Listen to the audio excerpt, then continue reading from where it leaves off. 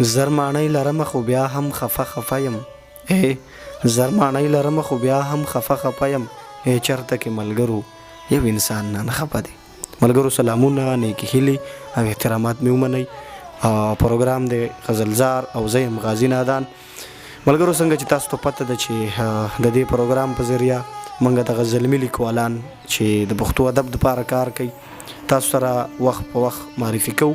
په دغه سلسله کې موږ سره نن د بره دیر د ډوک درې د سیمې ښاغلی ارشاد الله ارشاد صاحب نن ناستې کوي. دغه پروګرام زمونږ خورۍ الماس روغاني را جوړ کړی دی. ډېره زیاته مننه یې کوو د ارشاد الله ارشاد صاحب هم مننه کوو چې د خپل ژوند دغه یو څو لمحې موږ ته راوبخلې. مننه یې کوو ارشاد صاحب تاسو ته په خپل پروګرام غزلزار کې ډېر زیات هرکلی او مینه وي. مهرباني ستاسو ډېره زیاته مننه چې موږ له موقع راکړه د ناستې او زموږ دغه مات ګوډ لفظونه تاسو خلکو ته سره شریک کوئ. ستاسو ډېره مننه. ډېره مننه. ارشاد صاحب ستاسو ژوند څنګه روان دی؟ الحمدلله ژوند ډېر ښکلی تېرېږي، بهترین و. ډېره زیاته ښه ده. ارشاد صاحب لږ زموږ دغه ملګرو سره ځان معرفي کوي، خوشحاله به شو. مننه. زما نوم ارشاد دی، ارشاد الله او قلمي نوم ارشاد استعمالومه. د بره دیر ډوک درې سیمې سره مې تعلق دی. د شرنګل پوهنتون نه مې په انګریزي ادبیاتو کې BS وکړو، په دې وختو کې فارغ وم. ډېره زیاته ښه ده. ارشاد صاحب د خپلې شاعرۍ ابتدایي آغاز د کله وکړو؟ کومه وختو چې شاعرۍ ته رالې څومره وخت کېږي او دغه لږ راته ووایئ. لسم جماعت کې ومه چې د هغې نه په رادیو خوا مې داسې مات ګوډ لیکل شروع کړي، خو باقاعده لیکل مې د 12 د کالج د دور نه شروع کړي او د شاعرۍ سره خو مې د ډېر وخت نه مینه وه. صحیح. شاعرانو کتابونه به مې لوستل، د پښتو کتابونه، که چېرته به داسې غزل واورېدو نو ډېر بهترین به راباندې لګېدو. خو د شاعرۍ اصلي معنو کې چې زه ورته ویلی شم چې هغه ما شروعات کړي نو ما د کالج د وختونه کړي. صحیح ده. او تر دې دمه څومره کار دې کړی دی په شعرونو کې، په غزلو کې؟ څه دې لیکلي دي؟ د خوښې صنف داسې دی؟ یرجی اوسه پورې خو مې غزل کې او شعرونو باندې لیکل کړي دي. د 40 نه یا 50 پورې دومره لیکل به مې کړي وي. نظم باندې ډېر زیات مې خوښ دی. کوشش هم کوم کله کله چې څه پکې ولیکم، خو شاعري داسې کار دی چې هغه ته په زور باندې نشي کولی که نه. الهامي. بله دا ده چې په یو صنف د عبور حاصل وي نو په هغې کې ته بهترین لیکل کولی شي. نو غزل سلک ډېر مات ګوډ لیکل کوم، بلکې مې لا فلحال لیکل نه لیکل. صحیح ده. ډېره زیاته ښه ده. ارشاد صاحب کوم داسې یو شخصیت دی چې تاسو خپل استاد منئ، زده کړه مو ترې کړي؟ یرجی هر هغه کس چې هغې مشران دي نو هغه زه خپل استادان ګڼم. هغه که د پښتونخوا د کمې سیمې سره هم تعلق لري مشران دي. دانش صاحب، پروفیسر بخزاده دانش په انګریزي ادبیاتو کې هلته زموږ استاد و او اوس هم دی. نو هغې زما استاد دی او خصوصي چې زه ما له چا ډېر لاس را کړي دي په شاعرۍ کې او زما له په ژوند کې هر وخت خوږه را کړي ده نو ډاکټر عرفان الله فرهاد صاحب، د هغې زه خپل استادان ګڼم. ډېره زیاته ښه ده. ډېره زیاته مننه.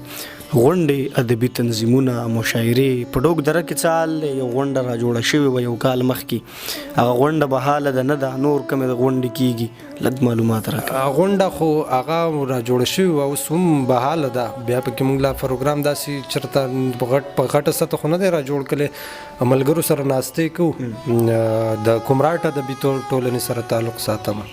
ډېر ادبي ټولنو ملګرو سره مې تعلق دی. د هغې خو مستقل غړی خو ځان ورته ځکه نشم ویلی چې ډېر څه هلې ځلې مې په هغې کې چا سره کړي نه دي، که نه په دې دوو کې مې کړي دي. صحیح ده. ارشاد صاحب زمونږ دغه مینوال د غزل د شاعرۍ ډېر زیات غوښتنې کوي، خوښېږي. نن ورته خپل دغه غزلې ووایي او د دې دغه زړونه به وګټئ. مننه. شکریه. یو 3 شعرونه دي چې دا ادیره زمونږ تر کوره څنګه راورسېده. دا زمونږ تر کوره څنګه راورسېده، دې له خو خلکو په پرون اول ځل سره شروع کړو. او د مخکیني په شان مې شونډې پرانیستلې نه دي. د مخکیني په شان مې شونډې پرانیستلې نه دي. خدای زده چې نن یې لا په څه خبره شر شروع. مننه. د مخکیني په شان مې شونډې پرانیستلې نه دي. د مخکیني په شان مې شونډې پرانیستلې نه دي خدای زده چې نن یې لا پسه خبره شر شروع کړو اوس خو مجبوره له فطرت یو چې به زه ورپسې اوس خو مجبوره له فطرت یو چې به زه ورپسې یار په خمار کتو کې چې منتر شروع کړو. ډېر ښه غزل هم راته ووایي مننه یو غزل دی چې د خیال پرواز د تخیل اسمان ته نه رسېدو د خیال پرواز د تخیل اسمان ته نه رسېدو انسان په هر لار روانو ځان ته نه رسېدو. ډېر او که د مخلوطي عقیدې دلدل کې نه وین خطي که د مخلوطي عقیدې دلدل کې نه وین خطي نو دومره زیان به مو اوس دین ایمان ته نه رسېدو. ډېر ښه او د احساس لل مې ځمکې یو امید ونه ټوکاو د احساس لل مې ځمکې یو امید ونه ټوکاو بنجر یادونه یو ارمان ته نه رسېدو. ډېر او چې زر راټول کړم که په زهرو اکتفا وکړم چې زر راټول کړم که په زهرو اکتفا وکړم د ګمان سر د انتها امکان ته نه رسېدو. ډېر او که مو د ژوند حدود په خپله په عمل کړي نه وي دا شعر دی چاته ډالۍ وي که مو د ژوند حدود په خپله په عمل کړي نه وي دا ستا لنډې لاس به زما ګریوان ته نه رسېدو. او یو غزل دی پکې هم شي چې غزل دی چې لمر نیزوار دی خو موږ اوس هم په تیاره پاتې یو لمر نیزوار دی خو موږ اوس هم په تیاره پاتې یو جانان په سمه ژوند کوي او موږ په غره پاتې یو. ډېر او د ژوندو خار کې ژوند کوو خو لا ژوندي نه ښکارو د ژوندو خار کې ژوند کوو خو لا ژوندي نه ښکارو سا په وجود کې په مثال لکه د مړه پاتې یو. ډېر ښه او انسان خو پرېږده نادان سیم انسان خو پرېږده د دې دور مارغه هم وینه وړم انسان خو پرېږده د دې دور مارغه هم وینه وړم سوي ککري یو په سر د تناره پاتې یو. ډېر ښه او موږ که په مینه کې د سر او مال نه هم تیر شو خو موږ که په مینه کې د سر او مال نه هم تیر شو خو بیا هم د احتساب په لاره پړه پاتې ډېر او زمونږ په وینو یې ځان تود که خپل منزل ته لاړه زمونږ په وینو یې ځان تود که خپل منزل ته لاړه خو موږ د وخت په انغري کې مړه سکاره پاتې ډېر او څومره چې ځان به م راغونډاو ترېنه لرې بتلو څومره چې ځان به م راغونډاو ترېنه لرې بتلو ارشاد عمره یې په زلفو کې خواره پاتې. ډېر ښه هغه د بلبلې شعر که درته یاد شعر و چې پښتو والا شعر و چې دغه تصویر دی د نور په پلوشو کې ښکاري دغه تصویر دی د نور په پلوشو کې ښکاري مقام یې وګوره د ستورو ځلېدو کې ښکاري. ډېر او هر چا ترې خپل مطلب اخیستی زه پرې نه پوهېږم هر چا ترې خپل مطلب اخیستی زه پرې نه پوهېږم د دې بلبلې اواز ماته په پښتو کې ښکاري. ډېر ښه او یو غزل دی پکې بل هم شته چې غزل به درته ویم چې جهان رانه خفه دی که جانان رانه خفه دی جهان رانه خفه دی که جانان رانه خفه دی تنها غوندګې ناست یم خپل ځان رانه خفه دی. ډېر او یا اوښ کې به ورېږي یا به زه پرې راورېږم یا اوښ کې به ورېږي یا به زه پرې راورېږم بس دغه اختلاف دی او باران رانه خفه دی. ډېر او راتېر مې کړه د اوره نه د غوږ شو نه د شونډو راتېر مې کړه د اوره نه د غوږ شو نه د شونډو والی رانه خفه ده هم پیزوان رانه خفه دی. او زر ماڼۍ لرمه خو بیا هم خفه یم زر ماڼۍ لرمه خو بیا هم خفه یم چېرته کې ملګرو یو انسان رانه خفه دی.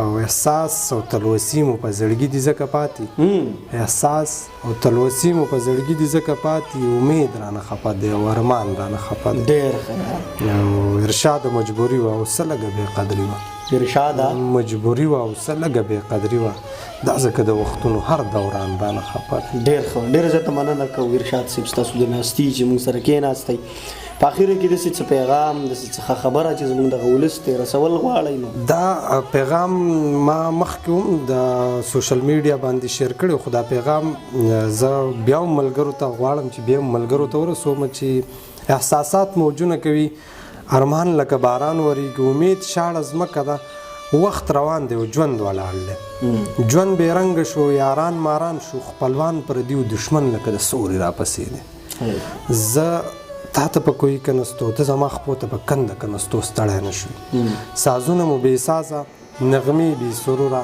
مطرب ناپوه او سندرغاړی مو چاړه دی قاضي مړون قانون غلام او محافظ دوه جبی دی. دا ولې دا ځکه چې زه له تا او ته زما بیزاره یې، ته زما کور په کاڼولي او زه ستا کور په کاڼولم. راځه چې لږ ځان وپېژنو، زه ستا او ته زما څه یې. راځه چې مینه محبت خور کړو، د نفرت په اور د مینې اوبه واړو، مینه ژوندی کړو او نفرت له په مرۍ غلی شو. قلم په لاس کې واخلو، بسته په غاړه او ټوپک له خپو لاندې کړو. راځه ژوند به رنګین شي، حالات سازوار او د محبت اوږدې سترګې به مړې شي. راځه یو غږ شو، یو आवाज شو، راځه. مهرباني. ډېره زیاته مننه، ډېره زیاته مننه ستاسو د وخت راکولو، د ناستي کولو. ډېره مننه، ډېره مننه ستاسو چې موږ هم په خپل پروګرام کې راوستو، موږ هم وخت راکړو. ډېره مننه، شکریه. قدرمنو د بردیر د ډوک درې د سیمې ښاغلی ارشاد الله ارشاد صاحب د دې شاعري، د دې ژوند، د دې فن او په تیر سیر باندې دی دغه پیغام چې دغه یو ډېر مختلف پیغام تر دې دمه چې په غزلزار کې څومره خپرونې شوي، نو داسې پیغام په شاعرانه انداز کې چا هم لا نه ورکړی. ارشاد صاحب ډېر په ښکلي انداز کې پیغام درکو. الله دې وکړي چې ستاسو خوښ شوی. تر بلې مرکې مو په الله سپارم. زموږ ملګری ارشاد الله ارشاد، کیمرمین الماس روغاني او غازي نادان په دعاګانو کې یاد ساتئ. د خدای په امان.